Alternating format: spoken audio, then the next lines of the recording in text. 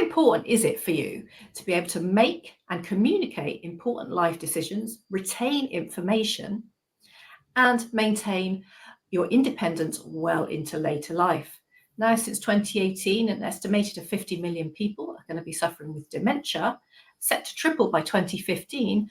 Could the choices we make around food make all the difference? Hello and welcome back to Unleash Your Inner Athlete with me, Julia Pitzi-Kamey. I've, as you know, been in the health and fitness industry for well over 25 years, and I'm a specialist in the mind-body connection and have gained a wealth of experience in understanding the demands that are placed on the body through environment, work, life, and rigorous training, and what happens when the impact that those traumas and stresses can have. But what I'm particularly interested in is how the mind can influence how the body responds to this. And today we can welcome back Helen Money, who is going to be our nutritional navigator for today in this third of this three-part series that we've been enjoying, all about nutrition, from an anti-inflammatory diet to the sort of diets you need to implement for an active, healthy life into later life. And today is a really important subject that we are going to be talking to you about, because today what we're going to be talking to you about is cognitive decline, your mental state, and the impact that food can have. We're going to share with you the sort of foods that you should be adding to your diet to avoid decline later in life, how it affects your lifestyle, and what sort of changes you can make and how easy you can make it as we move through this video. So I'd like to welcome back Helen Money. Now, she's worked with all sorts of universities. She's a professional at researching nutritional subjects, and she's worked with Oxford, Cambridge, and Westminster University. And we are going to share this information with her today, or rather, she is going to share it with you. And we're going to really be discussing, it's a really fascinating subject, and I'm super excited to chat with you again, Helen. So welcome back. Thank you, Julia. I'm looking forward to it as well. Yeah, because this is, I mean, everybody knows someone, I think, who has had or suffered with some sort of neurodegenerative disorder, some mental decline in some way, shape, or form. There's lots of celebrities out there now we hear about who are suffering with things with dementia, Alzheimer's, etc. So this impacts, I think, is understood and, you know, has an emotional connection for people on some level. And the key, I think, is for people to really, first of all, start understanding what that is. And if you're looking at things like your working memory, for instance, working memory is your core cognitive function. And it kind of starts to decline as we get older, obviously. But you're kind of at your peak at around 30, I understand. But from 60 onwards, it really starts to drop off. And then this, for me, has a real impact on things like your executive function. And executive function is really important in terms of your organizational skills, how you plan and process information. It regulates your mood, you know, how you adapt to changes, whether you do that effortlessly, so your timing, your planning, being how focused you can be.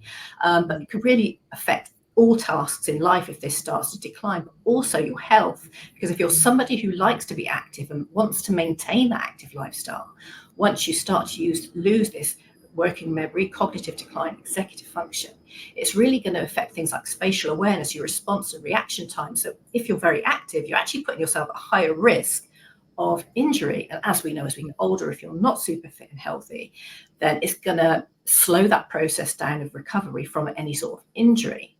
So this is what it's really important. And I think it's going to be a really important subject. What are your thoughts, Helen, on that? Well, everything you've said, I would completely endorse and totally agree with you. I think it's also particularly relevant.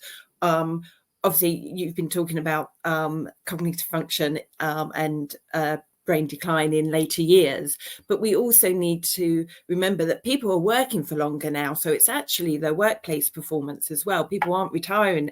They're going into their late 60s, 70s. So they want their memory and their brain reaction times to stay sharp. Absolutely. I mean, you know, we're talking about health and fitness generally. We hear a lot about people talking about, you know, muscle strength, bone health, fitness, exercise, all these kinds of things. And obviously we know how important nutrition is for that. But I don't hear as much conversation about mental strength and agility and the impact that nutrition can have on improving that and helping you improve that and strengthen that as you get into later life. I think that's really key. It is, and certainly research in those areas has significantly improved in the last decade. I think it is being brought more to the forefront now because people are talking about their mental well-being and their brain health more. It is an open discussion, whereas it wasn't in the past.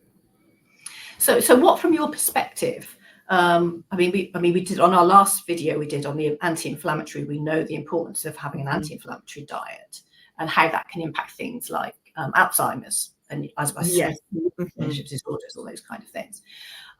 So what, through your research, what have you actually seen or experienced maybe with clients, how food actually affects the mental state, as it were, how your cognitive, how it changes that? Well, there's three areas to look at. There is exactly what we've been talking about, that long-term brain health. So reducing the risk and reducing the risk and slowing the progression of neurological conditions such as Alzheimer's, dementia, Parkinson's, MS. I do a lot of reading around Parkinson's because I support a Parkinson's charity from the nutritional side. So that's one area, and I'll come back to talk about that in a minute and exactly what you talked. So that's the long-term health of our brain. But bear in mind exactly what you've been saying, that we don't suddenly wake up one day with dementia or Alzheimer's. It is a slow progression, and it can start earlier in life, which can be affecting us at a younger age in our everyday working life. But there's that what we know about eating to support long-term brain health. Then there's the around mental well-being. There's lots of research supporting how nutrition can impact depression and anxiety. And then we have the acute actions of the brain. So that's everyone every day in their work life, that we know, yes, there's things that can make a difference in the long term, but we actually know how we eat impacts how we think, our memory and our reaction times in the next couple of hours. So we can obviously discuss all those things. I'll skip back to the very first thing, the long-term well-being, because it's exactly what you're saying. You were talking about inflammation in the body, and we've talked about that, I think, in the previous recording, how if there's one thing you focus on, it's controlling if you just want to focus on that one thing, controlling inflammation in the body. And we were certainly talking about how that impacted chronic diseases such as heart disease, diabetes, and also things like muscle recovery. But that's exactly what's most important for long-term brain health. It's reducing oxidative stress, so reducing inflammation in the brain, so the brain cells get renewed and aren't inflamed, so can message properly. But yeah, that's really interesting. Yeah, I've heard about that. And obviously, if you reduce the oxidative stress, then what you do is you increase the nerves or the cells increase. So it's better for your overall brain health. But what I actually found interesting through some of these studies was that it can actually start as early as 35, which is actually quite shocking, because that, you think, well, you're just after your peak performance. So actually sort of taking these measures quite early on is really important. It is. It certainly is, because as I said, this is also about reducing the risk and slowing that progression. So following an anti-inflammatory diet, and we know there's certain dietary patterns that are very well proven to be effective. It's not a promise that it won't happen, because that we can't give that, but there is evidence saying it can be slowed or delayed if a person is likely to end up with neurological condition. Yeah, and obviously, if anyone is like me, then I want to do everything I can exactly to prevent that. That impacted my grandmother. She died of senile dementia. And we all worry and getting forgetful as we get older. Hormones, as a woman, hormones can actually affect that. But actually, there was a study I had a brief look at, and I think it was a study. It was actually about women, to be honest, but I guess it could affect men in a similar way. It's about 38,000 individuals, and it was talking about the effects of Alzheimer's and high blood pressure, high blood sugar and cholesterol, and how that can impact not just Alzheimer's, but everything. And that would be very much due to the inflammatory effects on the brain, that high blood sugar levels, and the cholesterol. We know saturated, even in the short term, there's research showing after a meal high in saturated fat that actually memory does temporarily decline. So that again, over the long term, they're the things that we need to be looking for. And going back to we know there's dietary patterns that do support long-term brain health, such as the MIND diet, which is sort of a combination. People might have heard of the DASH diet and the Mediterranean diet. It's sort of a combination of both those, but it's particularly looking at how we can support our long-term brain health. And as you would expect, it's eating lots of plant-based foods every day. So fruit and vegetables, particularly green leafy vegetables, including nuts and seeds, whole grains such as oats, or choosing whole grain rice or quinoa, and then things like fish, because it's high in omega-3, and fish and lean, I think it was, wasn't it? Sorry, fish and lean meats. Yes, chicken in particular, because it's high in the B vitamins. So some of the B vitamins, So that is a diet that has been clinically proven to be beneficial for long-term health. Yeah, and that's the MIND diet. Yes, it's called the MIND diet. Okay. So you mentioned about the DASH diet as well, because I've heard of that, and that was basically around, what was it? The DASH means dietary approach to stopping hypertension. So it's based around women, well, not just women, I guess, reducing that risk of hypertension. But what was interesting, that they found that link between hypertension, high blood pressure, and cognitive decline, and that actually using the DASH diet, even though it was meant for hypertension, it actually had a really positive impact on people with potential cognitive decline as well. Yes, and there's slight differences between them, but they are all quite similar.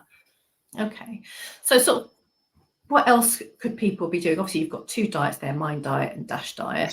So obviously, someone who is having mental decline issues, but also having hypertension, you could pick one or the other, or they're pretty much similar. The same diet would treat both, to be honest, because they are very, very similar. So it is making sure that one is reaching a very minimum of their 5 a day, optimally 8 a day.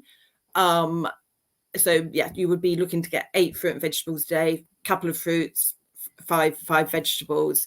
So again, thinking about every meal that you have, where is my fruit or vegetable with this meal? And generally you would need at least 2 of each meal, and then a couple of snacks, and then choosing the whole grains over the white versions of things. So potentially starting off in the morning with some oats and blueberries. And blueberries in particular, there's I'm sure you would have heard this. This was very popular a few years back. Not popular, I mean, there was a lot of research on it. It's still completely solid research on the impact of regularly consuming blueberries and reducing the risk of Alzheimer's. And that's very strong research. And that's due to the flavonoids in blueberries. So the bright purple colour in blueberries, we know is very powerful for supporting brain health. But that doesn't mean blueberry muffins.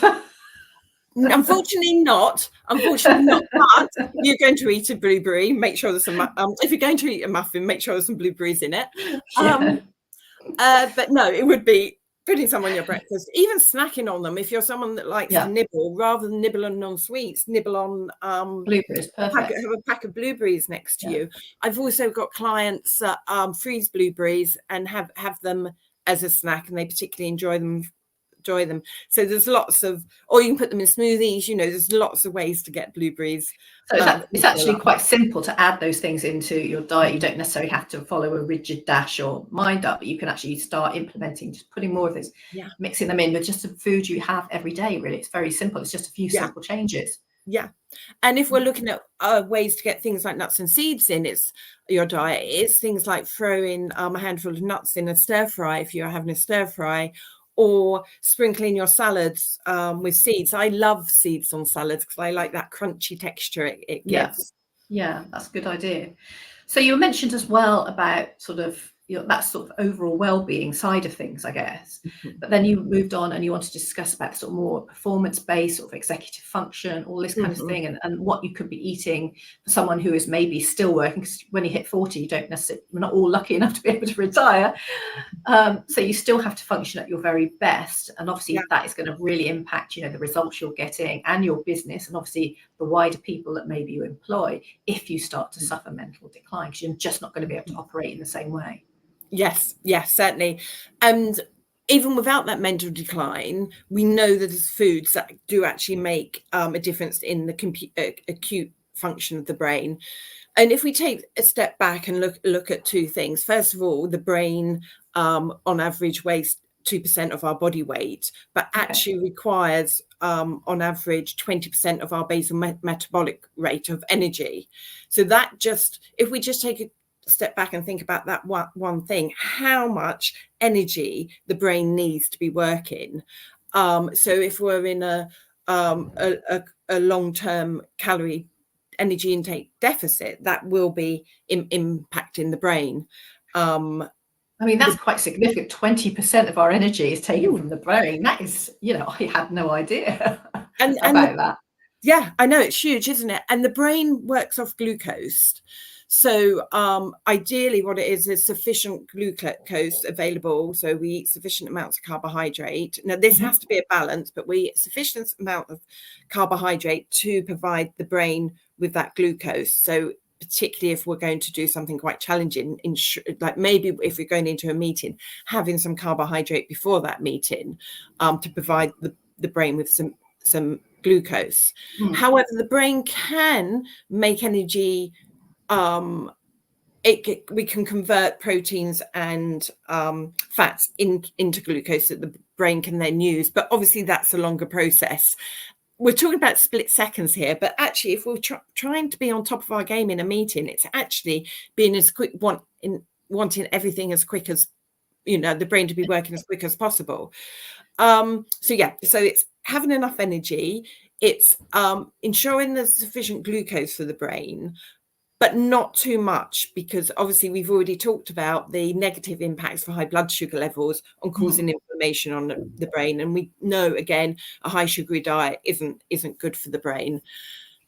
And can the sort of sugar as well, particularly in the business setting, if you're having too much sugar, because if you have a heavy meal, you start to have that slump, that tiredness.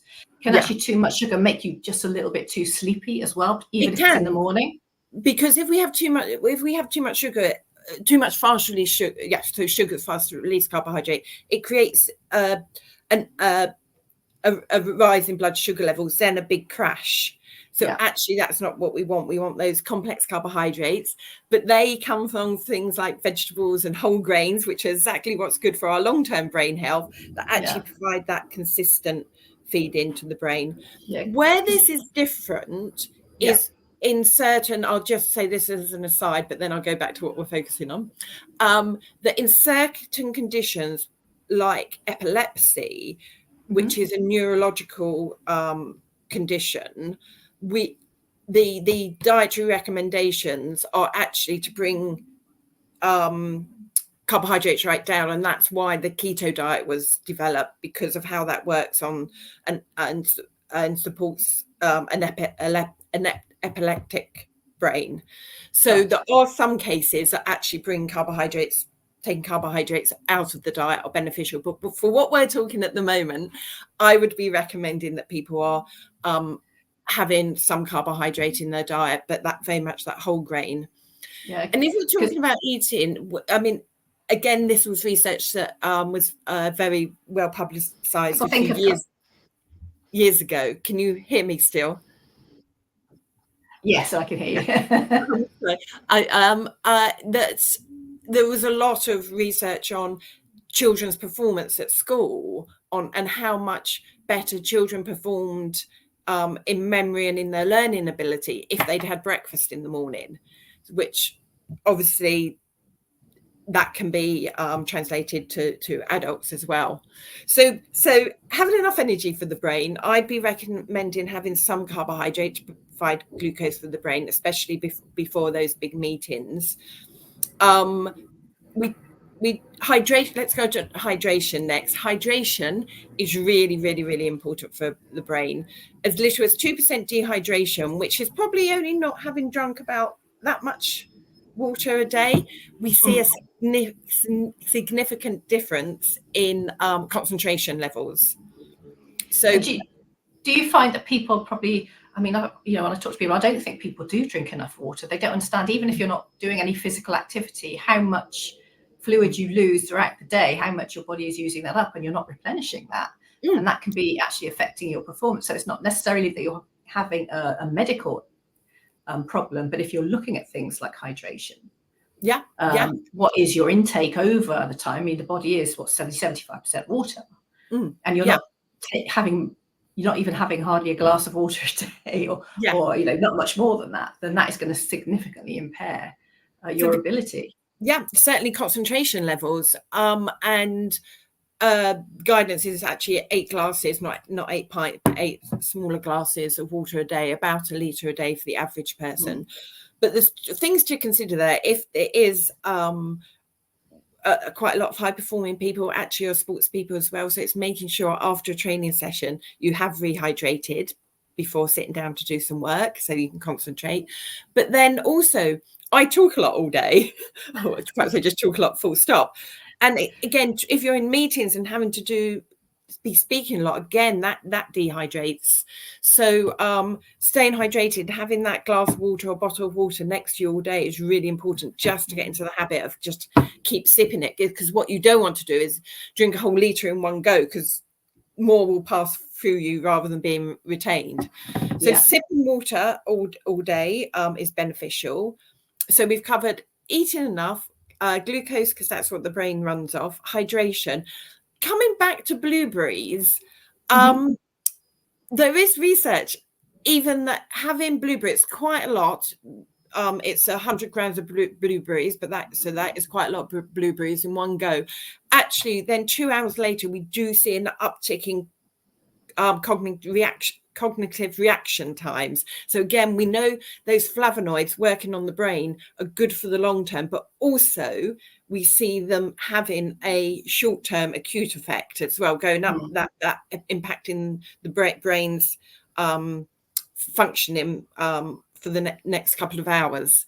So again, that blueberry snack before going into a meeting is a good idea.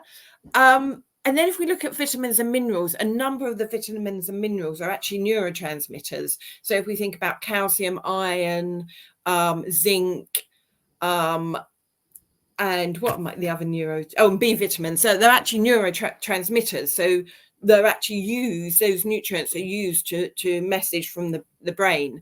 So again, ensuring that comes back to just having your well-balanced, healthy diet, making sure that you've got that half plate of vegetables, some whole grains and some protein. You've got that balanced diet to be providing you with enough sufficient neurotransmitters. And do you find that, particularly for those of us who are getting older, past that sort of midpoint in life, and we go back to this sort of working in business, because as we said earlier, your cognitive ability does decline naturally anyway.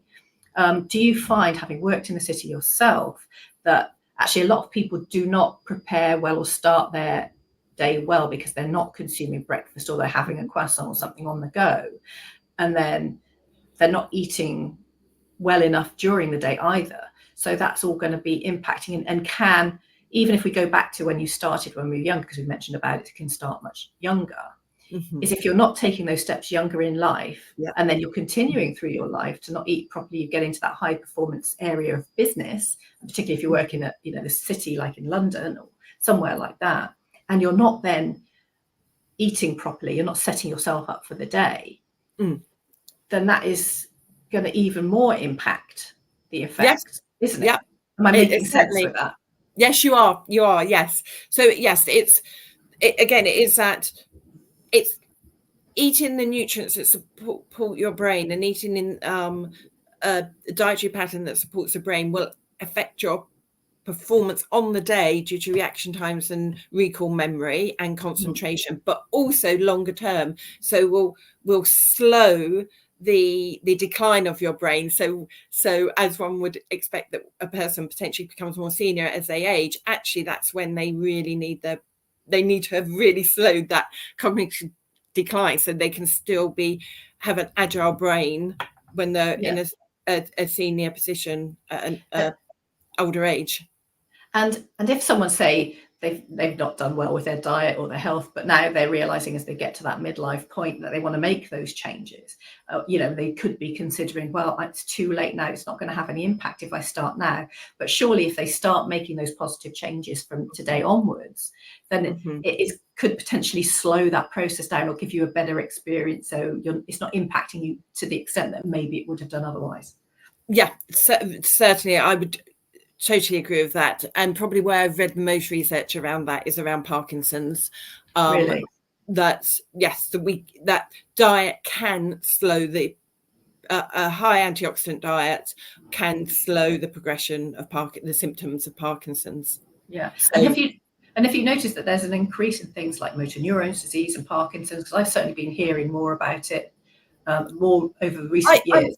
I think there has, and that would make sense as the UK diet has changed to a high sugar, high fat diet. I haven't actually read those statistics. I totally agree. I hear about it more, but I'm not sure whether that's because people talk more openly about it and these things are better diagnosed. So I haven't actually seen the statistics. But if everything we're talking about diet, what's the optimal diet to slow and reduce cognitive decline and support cognitive well-being, how the diet in the UK has changed, it would make what's it about the UK diet you feel has changed to bring about more, make this these sort of mental decline increase? The move to increased intake of ultra processed foods, so more fast food, more ready-made meals, things like that. So higher sugar, higher fat, and generally all mixed in together, and also additives to the food. Actually, that was something I was going to ask you about, because we were talking about, I was thinking about, the high sugar. Obviously, we talked in the past about insulin resistance and all that, but also about the E numbers, those preservatives that go into a lot of foods these days. And, unless you're getting really, really fresh organic food, it's really difficult to tell just how healthy these things are. And most of them aren't really. It comes back to what's good for the rest of our body, and it's having as much as we can a whole food diet. So food that looks like how it was grown or how it was reared, rather than having been mixed to taste or look like something different. So yes, it is harder, especially if we're on the go, but there are still always those options. We still can choose nuts and fruit as a snack. We still can have in most restaurants, generally there is some protein and some vegetables available, sort of unprocessed protein and vegetables available that we can pick off a restaurant menu. It kind of comes down to really changing your behaviors and habits around food, isn't it? Because I think there's so much, like you say, sugary things, and like if you're on the go, you just want a quick fix of sugar. And maybe, obviously they taste nice in the mouth, and maybe the texture's nicer, and you think, oh God, a bunch of nuts or a few blueberries isn't going to make that much difference. But actually, if you change those habits and, and your beliefs around your relationship with food, and understanding where that comes from, that can really make it much easier to make those changes, I would think.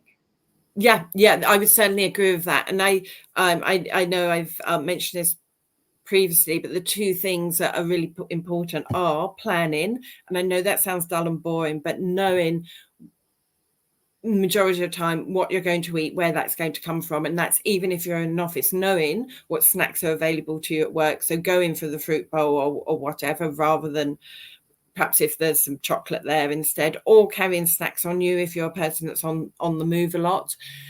And with people that eat out a lot, because obviously there are jobs that mean that people don't actually eat at home.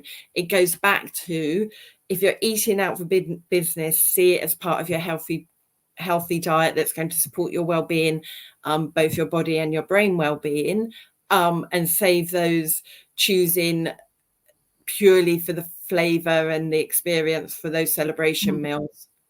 I think as well, our taste buds are dulled down with the amount of salt and sugar we have. So actually, once you go through that process of eliminating or reducing those elements of your diet, you actually start to taste food, and you find it quite enjoyable after a while. Yeah, I hear that time and time again from clients that the first couple of weeks, it wouldn't be what they would be choosing to eat, but after a few weeks, they're absolutely loving it and can really taste the flavours of proper fresh food. Exactly, yeah. So I mean, so then from a point of view of rounding up what we've learned today, is really, it comes down to the basics of really implementing more fresh fruit, fresh vegetables, whole grains, nuts, seeds. You mentioned blueberries there, and then sort of lean meats and fish is really the best way to sort of reduce that sort of high blood sugar, cholesterol, and that's going to give you, more energy and have an impact on as you said, the way your brain uses the energy. So you're going to have more energy for the brain to use. Power your brain, yeah, and it's going to keep you more focused and more alert, less sleepy as well. But more importantly, it's going to reduce that oxidative stress that you said, and going to help increase the cells, those cells within the brain, and create an overall well-being in the way it functions as well. Yes, yeah. The only thing I would add to that is a vitamin D supplement as well. Yeah, because obviously in this country we don't get enough vitamin D, especially this year. And there is a link between brain. The only other thing, sorry, I know you're rounding up, the only other thing, but that's a whole subject on its own, is the increase in knowledge on gut bacteria and the interacting with the brain. But supporting your gut bacteria is everything we've talked about anyway, because that is that high fibre diet to create the right. Yeah, because there's a lot now about sort of gut specialists coming in, and gut, as you said, gut bacteria is really important. Having a healthy gut is it the gut they call as your second brain or something? Have I got that wrong? Yeah, no, we now know how the gut bacteria communicates with the brain through the vagus nerve. Yeah. So it's very, we now know it's, and we know gut bacteria is influential in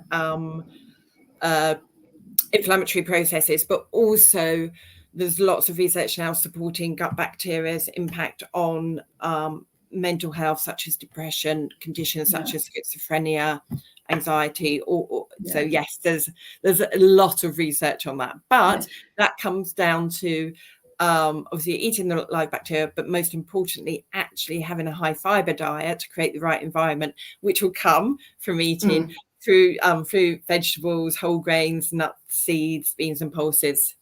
And as you said there, it can actually have an effect on things like depression and anxiety, which a lot of people are struggling with. Yeah. So just to touch on quickly, the main research around those areas is omega-3. So to supplement with omega-3 if one is suffering with any of those conditions.